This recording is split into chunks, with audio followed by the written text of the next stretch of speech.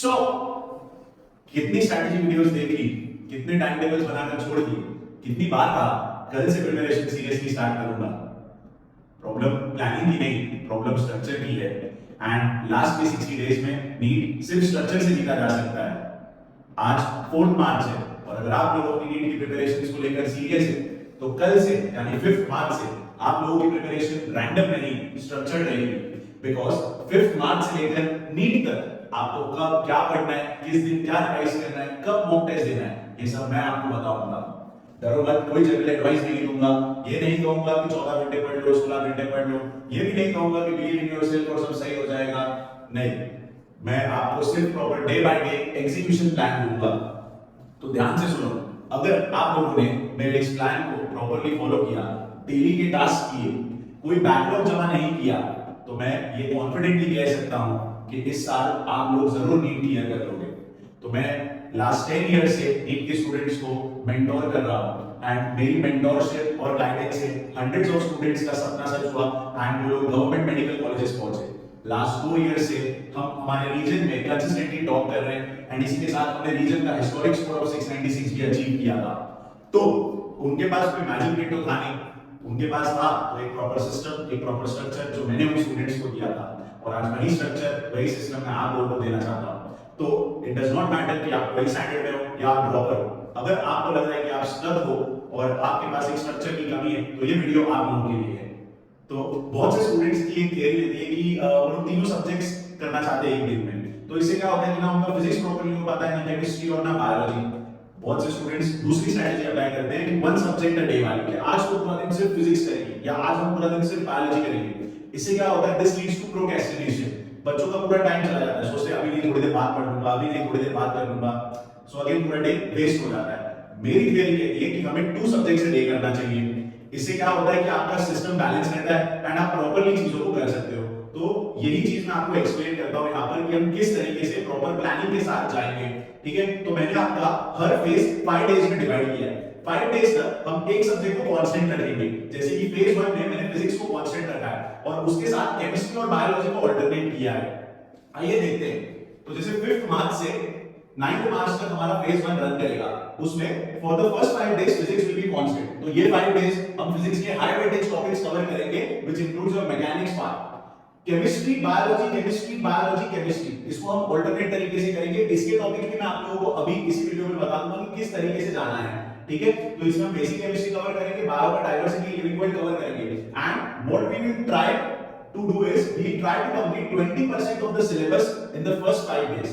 Okay, अब आपको ये फॉलो करने के साथ साथ कुछ डेली रूल्स भी फॉलो करने पड़ेंगे कि जैसे हम फिजिक्स का रिवीजन कर रहे हैं तो किस तरीके से करना है। तो आपको फॉर्मूला लिस्ट रिवाइज करनी रहेगी।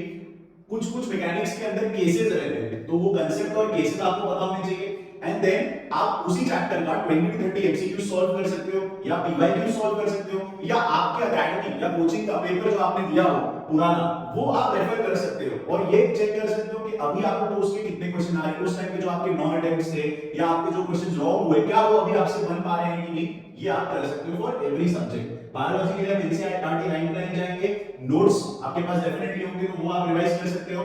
40 to 50 एमसीक्यूज आप सॉल्व कर सकते हो या पीवाईक्यूज देख सकते हो या वही past given paper of that chapter आप रेफर कर सकते हो। सेम केमिस्ट्री के लिए भी मैं आपको रेकमेंड करूंगा कि आप एनसीईआरटी और आपके बनाए हुए नोट्स पढ़ो।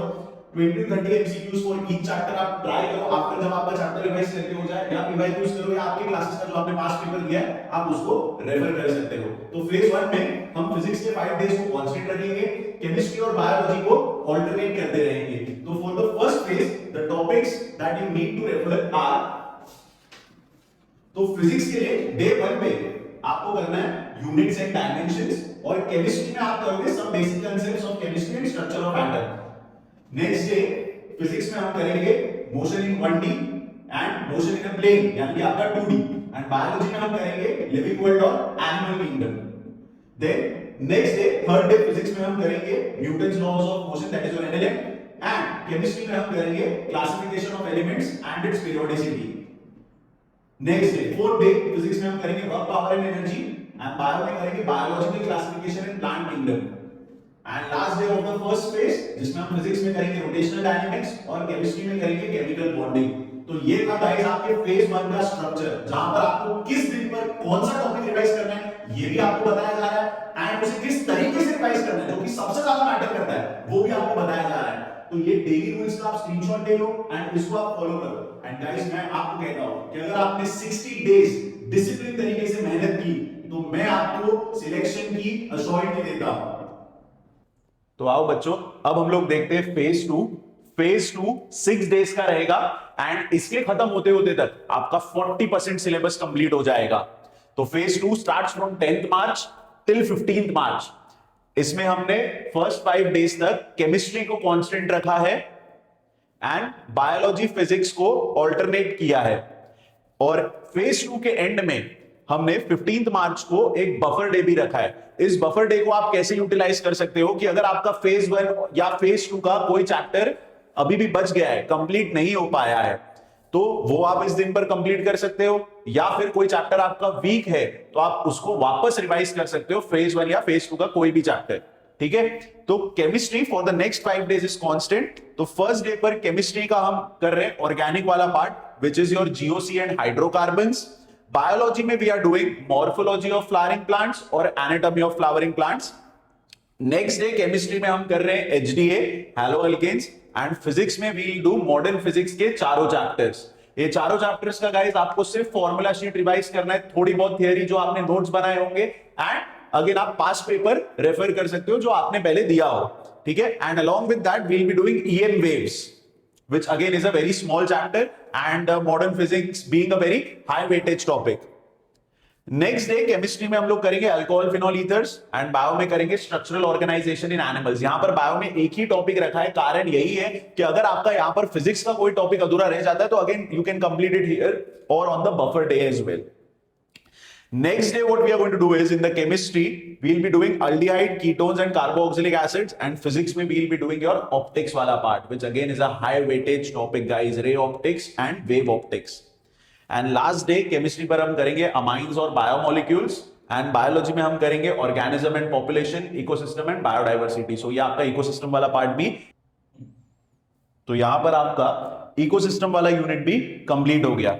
And then 15 March which is a buffer day, तो उस दिन हम हमारे अनफिनिश्ड टॉपिक्स फ्रॉम फेज 1 या फेज 2 कंप्लीट कर सकते हैं, या कोई हमारा वीक चैप्टर है तो वो हम कंप्लीट कर सकते हैं, या फिजिक्स के फॉर्मूला लिस्ट वगैरह वापस रिवाइज कर सकते हैं। तो इसके साथ गाइस आपका फेज 2 कंप्लीट होता है एंड आपका 40% सिलेबस यहां पर कंप्लीट हो जाएगा। एंड जो सबसे मेन इशू बच्चे फेस करते हैं कि किस दिन क्या पढ़ना है, वो मैं एग्जैक्टली आपको डे बाय डे बता रहा हूं। तो इसके बाद हम लोग देखते हैं कि फेज 3 में हम क्या करेंगे। ओके बच्चों, तो अब हम लोग आ गए हैं फेज 3 पर which will be of 5 days, and phase 3 खत्म होते होते तक आपका 60% सिलेबस कंप्लीट हो जाएगा। तो फेज 2 का एंड जो हुआ था वो हुआ था केमिस्ट्री और बायोलॉजी से, तो फेज 3 का स्टार्टिंग होगा बायोलॉजी और फिजिक्स से। तो आप देख रहे हो कितना ब्यूटीफुली ये सिस्टम स्ट्रक्चर डिजाइन किया है मैंने आप लोगों के लिए। तो आओ देखते हैं। तो फेज 3 में हम बायोलॉजी को कांस्टेंट रखेंगे एंड ऑल्टरनेट डे पर फिजिक्स केमिस्ट्री करेंगे। तो 16 मार्च को बायोलॉजी के टॉपिक्स होंगे for revision, cell the unit of life, cell cycle and cell division, and physics में हम करेंगे इलेक्ट्रोस्टैटिक्स यूनिट पूरा complete which will consist of electric field and charges and electrostatic potential and capacitance. Next day bio में हम करेंगे थोड़ा सा plant physiology वाला पार्ट, फोटोसिंथेसिस और रेस्पिरेशन इन प्लांट्स, अगेन बहुत ही इंपॉर्टेंट टॉपिक्स है। एंड केमिस्ट्री में हम करेंगे सॉल्यूशंस और chemical kinetics. Next day bio में हम करेंगे बायोमोलिक्यूल्स और माइक्रोब्स, एंड फिजिक्स में हम करेंगे करंट इलेक्ट्रिसिटी को रिवाइज। नेक्स्ट डे हम बायो में करेंगे ह्यूमन फिजियोलॉजी, बच्चों का favourite part, body fluids and breathing and exchange of gases, and chemistry में हम करेंगे electrochemistry. And on the last day हम बायोलॉजी में करेंगे human reproduction and reproductive health, and physics में we will be doing moving charges and magnetism. So guys, this concludes your phase 3 and 60% of the syllabus done and dusted. Let's get ready for phase 4 guys. तो बच्चों अब start करते हैं phase 4 which will be again of 5 days, and phase 4 खत्म होते होते तक आप लोग रियलाइज करेंगे कि आपका 80% सिलेबस कंप्लीट हो चुका होगा। तो phase 4 starts from 21st March till 25th मार्च। यहां पर पहले 2 दिन हमने फिजिक्स कांस्टेंट रखा है एंड नेक्स्ट 3 डेज पर बायोलॉजी कांस्टेंट रखा है। ठीक है, तो फेज 4 में फर्स्ट डे पर हमको फिजिक्स में जो टॉपिक करना है वो है ईएमआई और एसी, और केमिस्ट्री में हमको करना है equilibrium. Then next day physics में हमको करना है magnetism and matter, again theoretical chapter है, बहुत ही छोटा है। एंड बायोलॉजी में आपको करना है न्यूरल कंट्रोल एंड कोऑर्डिनेशन और साथ में chemical control and coordination. Next day bio में हमको करना है लोकोमोशन और एक्सक्रीशन एंड केमिस्ट्री में हमको करना है थर्मोडायनेमिक्स। नेक्स्ट डे बायो में हम करेंगे sexual reproduction in flowering plants और एवोल्यूशन, और फिजिक्स में हम करेंगे oscillations and waves. Next day bio में हम लोग करेंगे मॉलिक्यूलर बेसिस ऑफ इनहेरिटेंस और principle of inheritance and variation. And chemistry में हम करेंगे बहुत ही छोटे चैप्टर्स है redox reactions and coordination compounds which is a high weightage chapter. तो फेज 4 एंड होते होते तक गाइस आप नोटिस करेंगे कि आपने बिना अपने आप को ओवर एग्जॉस्ट किए प्रॉपर रिटेंशन के साथ फिजिक्स 13 डेज पढ़ लिया होगा, केमिस्ट्री भी 13 डेज पढ़ लिया होगा एंड बायोलॉजी 14 डेज स्टडी किया होगा गाइस। सो ये एक बहुत ही मास्टर प्लान है नीट को एस करने का इस बार। तो बस कंसिस्टेंटली इस प्लान को फॉलो करो। और अब मैं आपको बताता हूं फेज 5 में हम लोग क्या करेंगे। तो बच्चों this is your 5th phase for 7 days. यहां तक हमारा 100% सिलेबस कंप्लीट हो जाएगा, प्लस हम मॉक टेस्ट भी स्टार्ट कर देंगे। So after completing 80% of the syllabus phase 4 तक हम 26 मार्च को first full syllabus mock test यहां पर हमारे सेंटर पर भी कंडक्ट कराएंगे। एंड अगर आप चाहो, अगर आपको हमारा स्ट्रक्चर अच्छा लगा तो आप ये टेस्ट ऑनलाइन भी दे सकते हैं। एंड अगर आप नियर बाय रहते हैं मीरा भाईंदर में, तो आप बच्चे लोग मेरे सेंटर पर आकर भी ये मॉक टेस्ट दे सकते हैं 2 से 5 के बीच में। तो आपको आपकी रैंकिंग और कंपटीशन का भी अंदाजा लग जाएगा। मेरे सारे मॉक टेस्ट के पेपर जो होते हैं वो सारे टाइप के डिफिकल्टी लेवल को कवर करते हैं, जैसे कि कुछ इजी टू मॉडरेट होते हैं और कुछ मॉडरेट टू डिफिकल्ट रहते हैं। तो हम हमारे बच्चों को बेस्ट प्रिपरेशन ऑफर करते हैं सो दैट नीट में किसी भी तरह का पेपर आए तो उनको ऐसे सरप्राइज या झटका ना लगे। तो अगर आप भी टेस्ट सीरीज ज्वाइन करना चाहते हैं तो आप ऑनलाइन या ऑफलाइन कैसे भी ये टेस्ट सीरीज ज्वाइन कर सकते हैं। टेस्ट सीरीज के साथ आपको फुल कंप्लीट एनालिसिस भी मिल जाएगा, ठीक है। या फिर अगर आप ऑनलाइन टेस्ट सीरीज देना चाह रहे हैं कोई दूसरे क्लासेस का, तो डॉक्टर आनंद मनी का test series is very nice and NEET prep is also very good. Apart from that Aakash आइलैंड तो है, या अगर आप अपने कोचिंग में भी दे रहे हैं तो भी ठीक है, बस मॉक टेस्ट देना जरूरी है। तो अगर उस तरीके से आपने सिलेबस कंप्लीट किया है उसके बाद आप टेस्टिंग कर सकते हैं। 27 मार्च को हमारा जो बाकी बचा 20% सिलेबस है उसको हम कंप्लीट करने जाएंगे। तो एक फर्स्ट फुल मॉक टेस्ट के बाद आपको अंदाजा आ जाएगा कि आपकी प्रिपरेशन कैसी थी, आप कहां पर वीक पढ़ रहे हैं, कहां पर नहीं पढ़ रहे हैं। एट द सेम टाइम जो बचे हुए टॉपिक्स है वो भी हम लोग कवर कर लेंगे। तो नेक्स्ट, तो बच्चों 27 मार्च को हम लोग करेंगे बायोलॉजी और फिजिक्स। बायोलॉजी के अंदर हम लोग करेंगे बायोटेक्नोलॉजी का पार्ट 1 चैप्टर यानी प्रिंसिपल एंड प्रोसेसेस, और फिजिक्स के अंदर हम लोग करेंगे gravitation.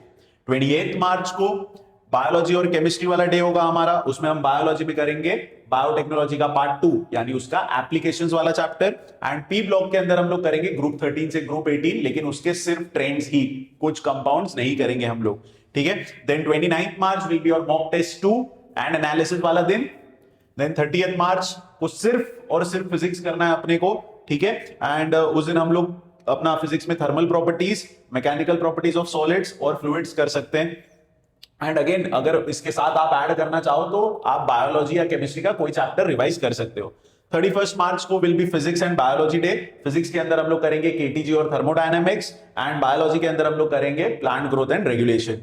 And your last day of the revision cycle will be biology and chemistry. Bio के अंदर हम लोग करेंगे human health and disease, and chemistry के अंदर हम लोग करेंगे डी एंड एफ ब्लॉक। तो इसके साथ गाइस आपका 100% रिवीजन कंप्लीट हो चुका होगा and 2 full syllabus mock test और एनालिसिस कंप्लीट हो चुके होंगे। अगर आप इस तरीके से मेरी बताई हुई चीजों को, स्ट्रक्चर को फॉलो करोगे तो 5 मार्च से लेकर 1 अप्रैल तक के बीच में आपका 100% सिलेबस कंप्लीट हो जाएगा रिवाइज करके, and 2 full syllabus mock test with analysis complete हो जाएगा। एंड इसके बाद comes your last phase which will be your phase 6। Phase 6 चालू होगा 2 अप्रैल से। 2 अप्रैल ऑनवर्ड्स हम लोग यहां हमारे सेंटर पर, जो कि मीरा भाईंदर में है, यहां पर हम लोग ऑल्टरनेट डेज पर फुल सिलेबस मॉक टेस्ट करवाएंगे बच्चों का फ्रॉम 2 PM टू 5 PM, जो स्टैंडर्ड नीट का टाइमिंग्स है। तो जैसे 2 अप्रैल हो गया, 4 अप्रैल, 6 अप्रैल, 8 अप्रैल, इस तरीके से 20 अप्रैल तक हम लोग जो है बच्चों का फुल सिलेबस मॉक टेस्ट यहां पर लेंगे। एंड इसके बाद 21 अप्रैल से 28 अप्रैल के बीच में डेली मॉक टेस्ट होगा। बिकॉज मॉक टेस्ट और एनालिसिस करना is very very important guys आप लोगों के लिए, ठीक है। तो इस तरीके से अगर हम चलेंगे तो 28 अप्रैल तक हमारा 20 full syllabus mock test with analysis complete हो जाएगा। इसके बाद बच्चों बचते हैं लास्ट के 4 दिन, 29 अप्रैल, 30 अप्रैल, 1 मई और 2 मई। आखिरी के 4 दिन आप लोगों के लिए कूल ऑफ पीरियड होना चाहिए। आप लोग आखिरी के 4 दिनों में जो आपने 20 मॉक टेस्ट दिए उनको आप रिवाइज कीजिए अच्छे से, फिजिक्स के फॉर्मूला शीट्स देखिए, बायोलॉजी के एनसीईआरटी के डायग्राम्स, एग्जाम्पल्स और कुछ वैल्यूज वाले चैप्टर्स जैसे बायोडाइवर्सिटी हो गया, ये सब आप आखिरी के 4 दिनों में वापस रिवाइज कर सकते हैं। केमिस्ट्री के लिए मैं आपको बोलूंगा नोट्स और एनसीईआरटी जो आपने देखा होगा वो आप वापस रिवाइज कर सकते हैं, कुछ इंपॉर्टेंट रिएक्शंस रिवाइज कर सकते हैं बच्चों। तो ये था प्रॉपर आखिरी 60 डेज का मेरा प्लान, जो कि एक मास्टर प्लान है बच्चों के लिए। तो अगर आप डेडिकेशन के साथ ये लास्ट 60 डेज एफर्ट करते हो मेरे साथ, तो मैं अश्योरेंस देता हूं आपको कि इस बार आपका सिलेक्शन जरूर होगा। ऑल द बेस्ट बच्चों।